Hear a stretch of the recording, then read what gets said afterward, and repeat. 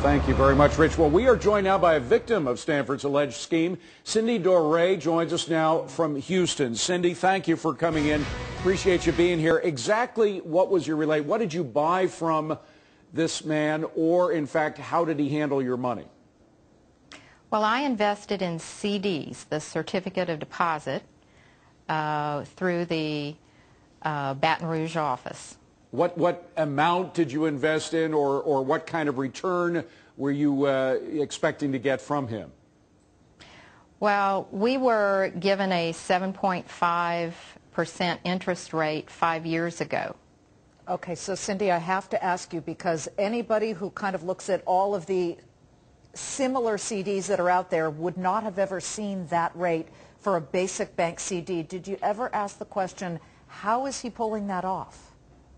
Well, of course, we asked that question, and we were given a number of illustrations that seemed to make a lot of sense.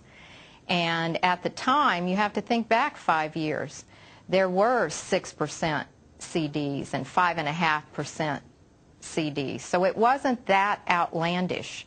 It actually made sense in the way that they had structured the entire investment.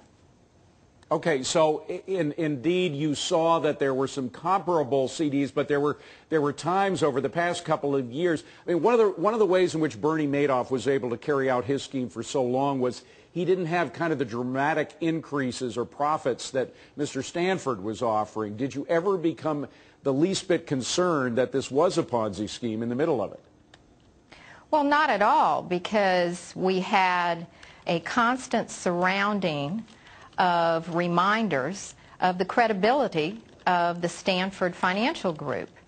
The financial advisors were hired from some of the best brokerage houses. They were represented as experts.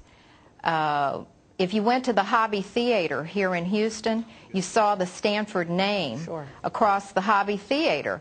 If you went to the Symphony in Baton Rouge, Louisiana, you saw the Stanford name.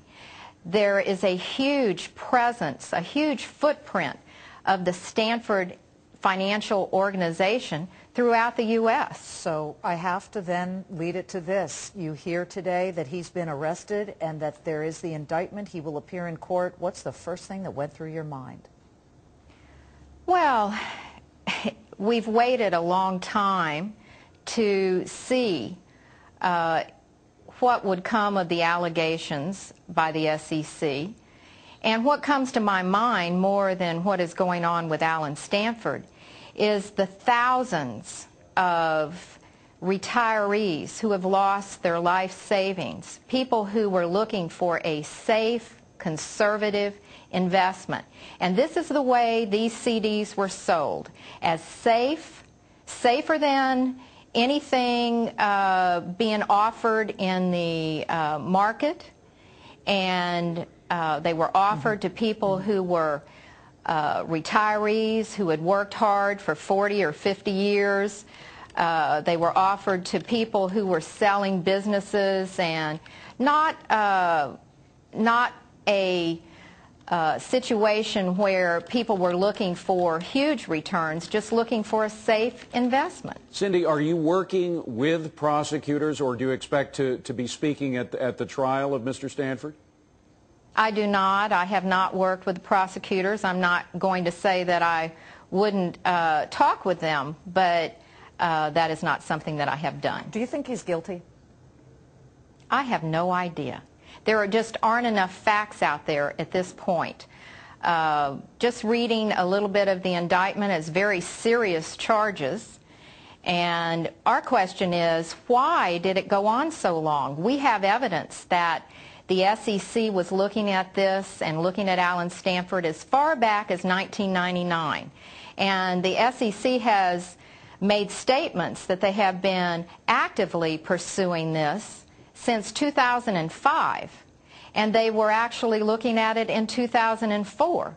Why did they allow this to continue for such a long length of time and allow thousands upon thousands of people who were trusting the regulatory system here in the United States to invest their money and then end up like we did on February the 17th, waking up to the news that Stanford had been taken over by the SEC. Unbelievable. Very distressing. Yeah, well, as in the case with Bernie Madoff, there are a lot of questions about whether the SEC could have done more, should have done more to investigate him, and, of course, Mr. Stanford as well. But we thank you. Cindy DeRay from the Stanford Victim Coalition Information Services. We wish you the very best, Cindy. Thank you, Cindy.